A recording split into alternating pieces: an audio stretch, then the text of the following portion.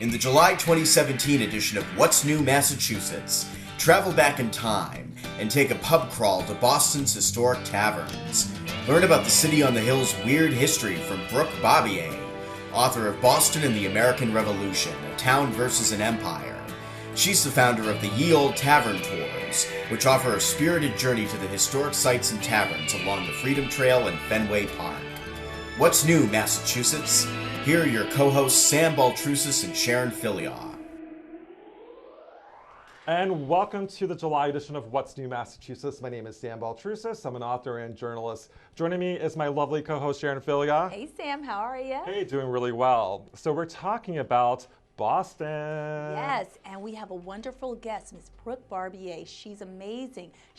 What's really cool is that she pairs beer with with a tour of Boston, and she intermingles the history of the Revolutionary War. She has so much information, and she really gets into the meat of really what happened during that time, not just what you've read in the history books. Yeah, what's cool about her, she actually makes history fun. And I think the American Revolution, Boston, it was the hub of the American Revolution. And a lot of people come from all over the world to visit Boston throughout July. So this is a perfect opportunity to do What's New Massachusetts in Boston. It really is. And just speaking to her briefly off camera, she was just giving us some wonderful, wonderful tidbits about what really happened during that time period.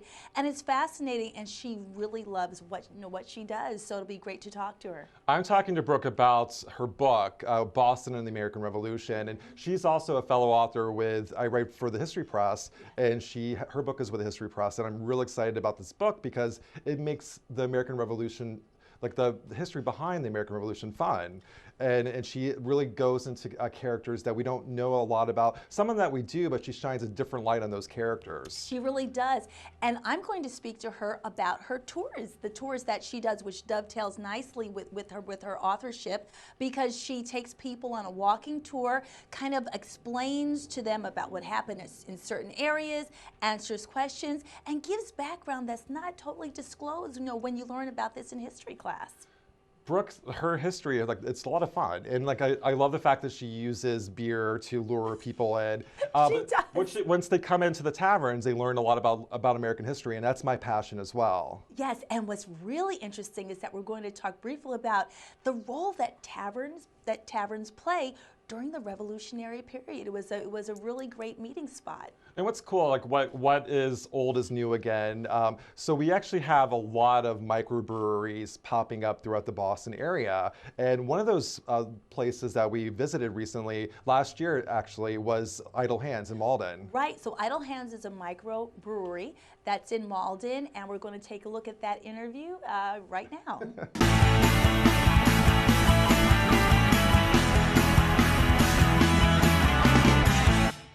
We are here with the owners and founders of Idle Hands, Mr. Chris and Grace DeCatch. Thank you so much for joining us here at the grand opening. Thank you for having me. Now, this journey began about a year ago. How did all of this start? Well, we had another facility in Everett, and we basically got kicked out because of the casino that's going in there. So we were desperate to find a new location. Put out the feelers to a lot of the local cities and towns around here, talked to Kevin Duffy in the mayor's office, and he was very, very accommodating. He said, come check out Malden, we have some properties I think you'd be interested in. And sure enough, there was this wonderful property right here, right next to the downtown area, and it was a perfect fit for what we were looking to do. It most certainly is. And Grace, tell us, so what was the final deciding factor for you to come to Malden? Did you have other cities that you were interested in locating to? I think it was really important for us. I mean, certainly we wanted to stay close to the Boston market, close to where we started with our fan base and everything. I think it was really just a matter of finding something that really met all the needs, kind of thinking about people coming in from the city, people driving in. We, at the same time, had just started our own family, so being cognizant of the family factor as well. So I think it was just a combination of all these wonderful things coming together, which made it just perfect. Wow. And now you have a tremendous menu. And you mentioned earlier that you and your wife actually put together the recipes for all of the beers. How difficult was that? Well, it's like anybody who has spent a lot of time in the kitchen. You become very comfortable with the ingredients that you're used to. And then it's figuring out how to manipulate those ingredients to get the flavors that you're ultimately searching for. So, I have a background in home brewing, and that's how I started in this crazy industry, I guess. And I spent 18 years doing that, and just kind of spending a lot of time playing with different ingredients and styles and recipes and yeasts to come up with flavors that I really enjoyed. That's amazing. So, Miss Grace, do you have a favorite beer that you prefer? Well, I'd be remiss without saying that I love Blanche de Grasse. Truth be told, it's named after me, but it's also one of my favorite styles. It's a Belgian wit. It's very refreshing, perfect for the summer, light, but just has a lot of, particularly the way that Chris brews it, just has a lot of character to it. It's not like a single noted beer. So here at the grand opening of Idle Hands, I'm proud to have with me Mr. and Mrs. Brian and Nicole Palazzolo, the owners and proprietors of Mystic Station, located on Prospect Street in Malden. So, Brian, why is Idle Hands important to you? Idle Hands is very important to us on many different levels. Chris and I have been working together for a couple of years now since we opened Mystic Station. He's been providing us beer, excellent beer that our customers have grown to love. And him moving here to Malden is just going to grow us even further together, our relationship. That's great. So you've been working with them even before they opened up here. So what made you partner with them, with Idle Hands? We like to work together. They give us good beer, and we're actually going to be providing some food for them here at the brewery. So it works out perfect for both of us. It's a great relationship we've built over the past couple years, and we're looking forward to the future. Hey, welcome back to What's New Massachusetts. Joining me now is author and tour guide Brooke Barbier. Hi, thanks for having me. Hi, Brooke. How you doing? Good. So I'm so excited about your book. It just came out. Yeah. Tell me about the backstory to that. Yeah, so the book covers Boston from 1763 to 1776. It's called Boston in the American Revolution, A Town versus an Empire. Ooh. And thank you, yeah, I know, I love the subtitle. It charts the resistance and rebellion in Boston between the French and Indian War leading up to the Revolutionary War. What I find really good about your book, and I kind of leafed through it, we're both with the History Press. Yeah. And I love that the structure is a very interesting structure, and I think that having the key players kind of really helps me as a reader to get into the stories. Yeah, thank you. So each chapter highlights a key player or a person that I think that the readers should know about in Boston. Some of these names are going to be familiar, names like Paul Revere and John Hancock. Other names like Thomas Hutchinson and Richard Clark you might not know, but you would have known if you lived in Boston in the 1760s. And so it's a way to keep readers engaged and getting to know these people throughout the book, because once they appear, they continue to appear throughout the book. So you also run tours as well. Did you find that the tours was a great way for material for your book? That's why I wrote the book. Was actually at the end of my tours, people said, what else could I read? And I had a list of books to recommend for them, but none of them really suited what I thought was my audience, my tour guest audience. And so I wrote the book for them, essentially. Now, any misconceptions, like things that you thought were true, changed while you were writing the book? Do you mean about history or about writing a book? Both. Yeah, so writing a book was fun, actually. It was sort of isolating, and I knew that, but in some ways I found that isolation to be fun and really creative and curious, and that surprised me. In terms of writing the book, I didn't find too many things to shock me. It was more just uncovering these stories and finding the best way to convey them. I talk with my hands a lot. I'm used to telling stories orally, and so to write them down, that was actually one of the biggest challenges, was to write the story in a way that would convey how interesting it is that I couldn't do face to face. Now, as far as like the key players, is there one key player that kind of stands out that you kind of gravitate toward? Don't make me pick. I love them all. So on the rebel end, I love John Hancock. He was such a character. He would dress very lavishly. He was very generous with Bostonians. And we think of him as a one-note guy, especially around July 4th. There's good reason to think of him as the first signatory of the Declaration of Independence. But he was a man around town in Boston. So I love him on the rebel side.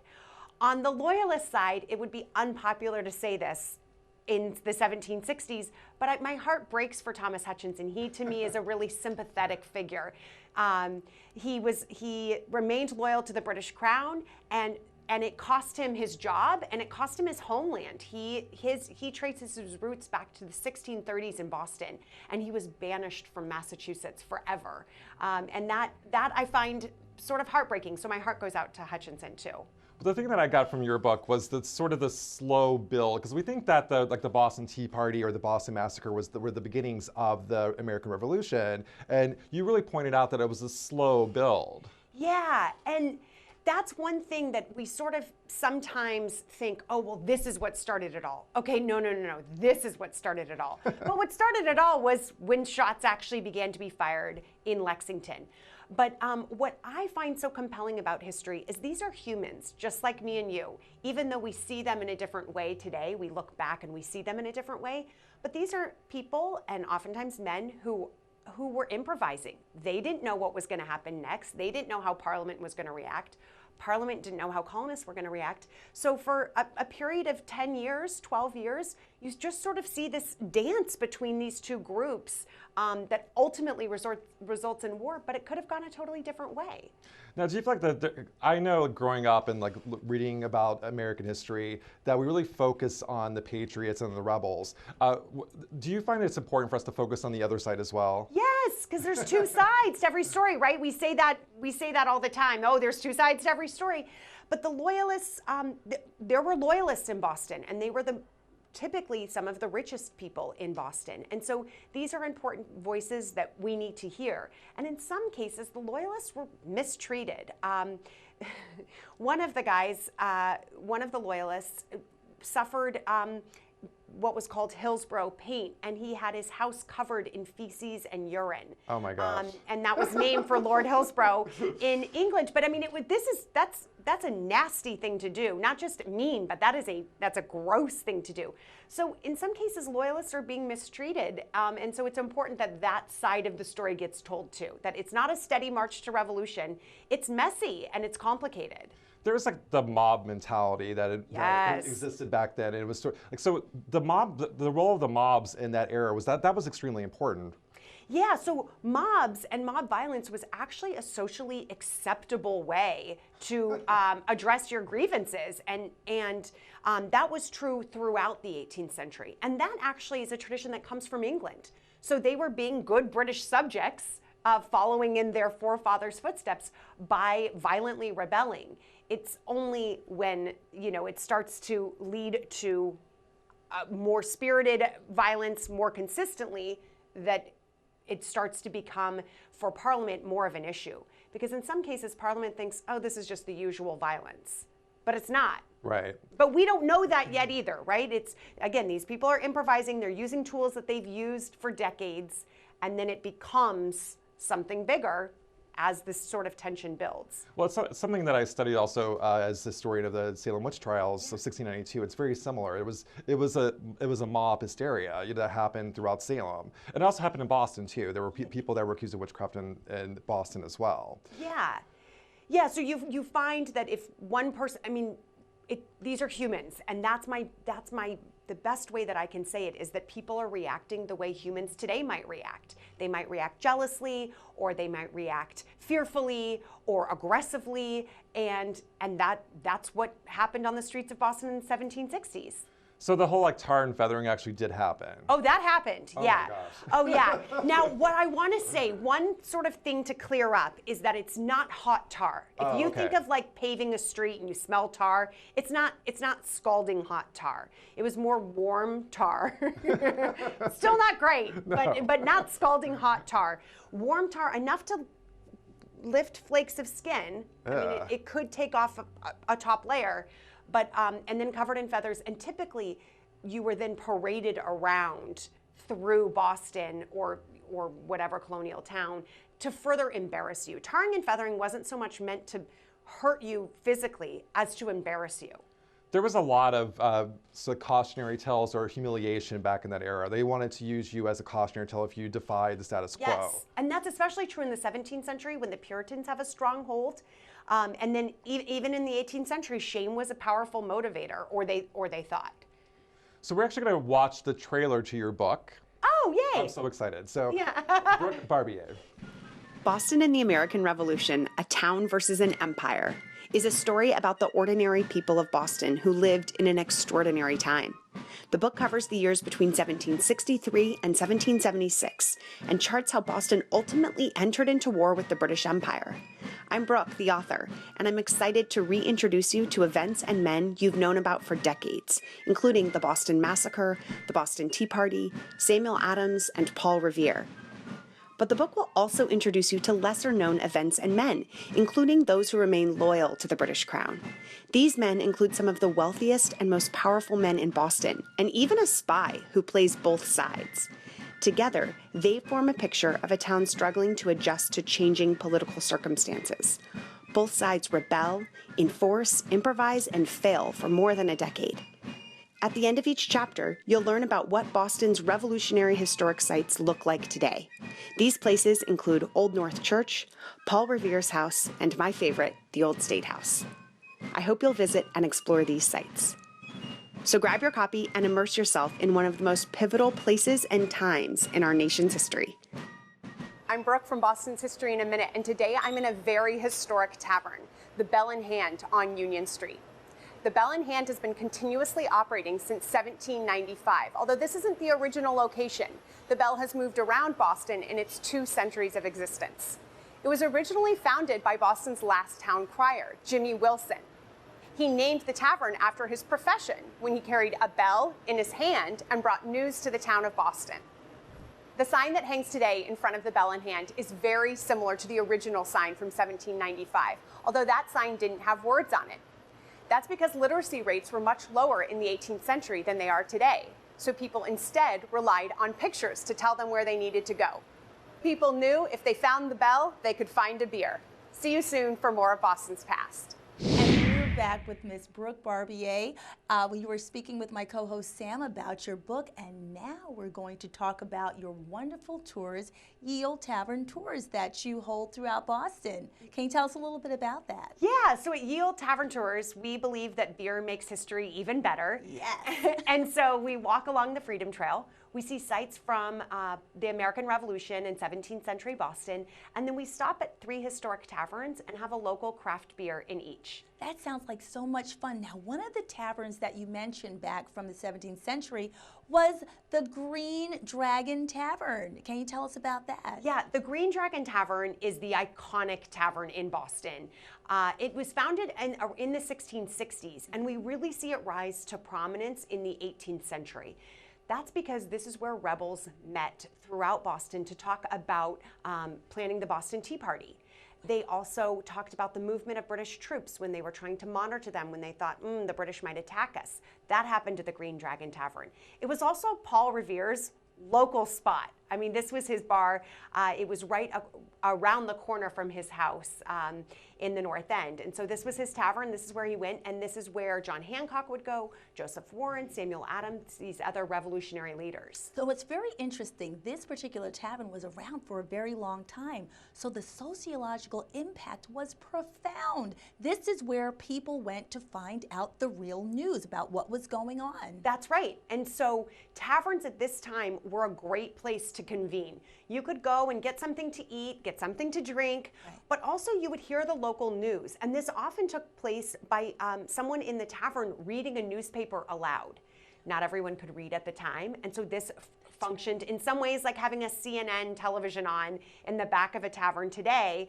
Someone would read the newspapers aloud, and then it'd be discussed and argued about. And so taverns were a place not just to go and drink, but it was a place to get news, get informed, maybe share your viewpoint aggressively or not. And now this is interesting because we live in the time that we do now. We take for granted CNN, being able to read these different things. And because you're taking people on this tour, you're giving them the vantage point of what it was like to live during that time. Because we assume people can read, but most people did not go to school at that time. So the act of someone reading out loud was how information was conveyed is a very important point. And I know we spoke before, and you said that sometimes trials or court was held in the taverns. Can you talk about that a little bit? Yeah, and that was especially in the 17th century, and it was an energy saving measure, that if the taverns were already going to be heated and lit, Wow. Why pay money to heat and light a courthouse? Makes sense to me. Yeah. So that happened in Boston in the 17th century especially. And and let's just take another direction. There are a number of microbreweries that have popped up in the area.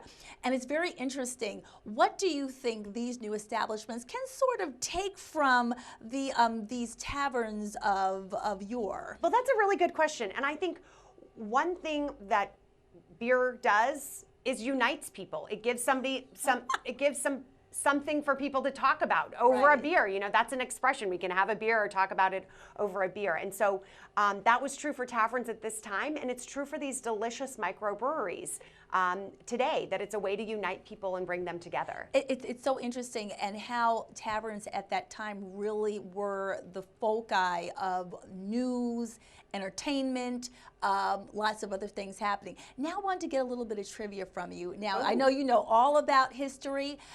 We talked about the Boston Massacre in your book. So can you give us a little bit of trivia from that maybe people don't know about what happened during the Boston Massacre? Well, one of the first things a lot of people are surprised to hear is that the massacre involved 5 deaths. And I don't want to say only 5 people died, because anybody dying at the hands of a British soldier is a tragedy. But it was 5 people who died in the massacre. The term massacre was designed to incite anger and unity against the British Empire. It was propaganda. So today, we wouldn't call that necessarily a massacre, but unless you were trying to incite certain feelings in people. And so that's one thing that really surprises people about the massacre, is that it was 5 people. Indeed. And now, Ye Olde Tavern Tours, you actually have little snippets on YouTube where people can go, and you have like a 1-minute clip that gives a little bit of information. Yeah, our History in a Minute videos.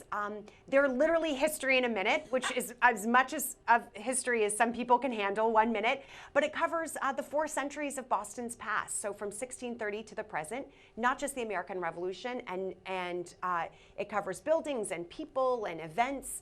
And so, those are on our website. It's so informative. I encourage you to check it out, Ye Olde Tavern Tours.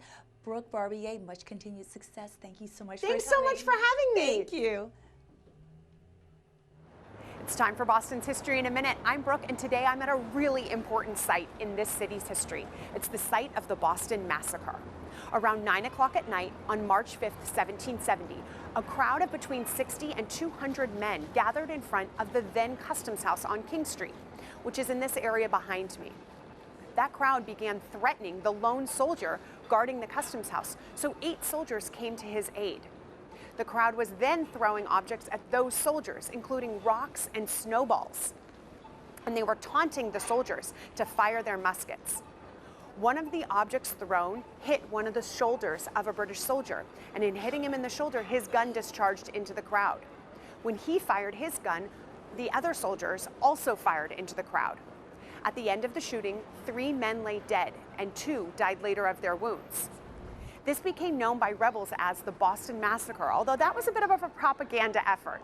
The British simply referred to this event as the riot on King Street. See you soon for more of Boston's past. Welcome back to What's New Massachusetts. That was a great show, Sharon. It was. Oh my gosh, Brooke had so much information. What did you learn? Well, I learned that Crispus Attucks wasn't as glamorous a figure as I thought. Growing up, I was taught that Crispus Attucks was the first African American to die in the American Revolution. But Brooke sort of brought reality into play and explained to me his role in the Boston Massacre, which was not so glamorous, unfortunately. Well, the Boston Massacre was a major propaganda tool used by the rebels, and I think that it worked, obviously. Yes, it did. Yes, it did. So it's summer in Boston. Any plans for the summer? I'm just working a lot, but we're going to keep on with What's New Massachusetts, learning and meeting more people and bringing it to our viewership, which is increasing. It really is. We're spreading throughout the entire state of Massachusetts. In fact, we've grown to other states as well. So people are wanting to learn about Massachusetts through our show. Indeed, and I've had people stop me on the street. I don't know about you. They're saying, "Hey, I saw you on the show," and I'm like, "Yes, that's me." But I'm so glad that we can reach out to our viewers and share new experiences with them. I was actually really, because I was in Haverhill yesterday taping a show, and someone asked for my autograph. Oh, that's so exciting. Sam was so excited. How How did you feel? I felt like a star. I felt important. You look like one, Sam. You look like a star. Thank you. And what's also cool, we're going to focus on, I'm opening a bookstore in it's called Beaumarket Books. It's going to be in Somerville's Union Square. Yes. And I'm hoping that Brooke will be able to speak at that bookstore. Oh, that'll be wonderful. And Union Square is a wonderful central location, very easy to get to. It's a great spot. So I think we're going to focus What's New Massachusetts in the upcoming edition on Union Square and Beaumarket Books in Beaumarket specifically. That sounds great. Sounds like a good deal. So have a great month, everybody. Happy summer and happy 4th of July from the crew from What's New Massachusetts. Have a great month. Bye. Welcome to Boston's History in a Minute. I'm Brooke, and today I'm in front of the Warren Tavern in Charlestown, credited as being the oldest surviving tavern in Massachusetts. The Warren Tavern was founded in 1780, just 5 years after the Battle of Bunker Hill, when the British had set fire to much of Charlestown, destroying many of the homes and buildings. The tavern was named for Dr. Joseph Warren, one of Boston's key rebel leaders who died during the Battle of Bunker Hill, where he had gone to serve as a volunteer. Shortly after the tavern's opening, both Paul Revere and George Washington drank here. Now, while this is the original building from 1780, it hasn't always functioned as a tavern, although thankfully today it does. When you walk in to get a beer, you'll feel the historic vibe immediately with the wooden floorboards and the low wooden beams. Then raise that beer and toast to Warren, Revere, and Washington. See you soon for more of Boston's past.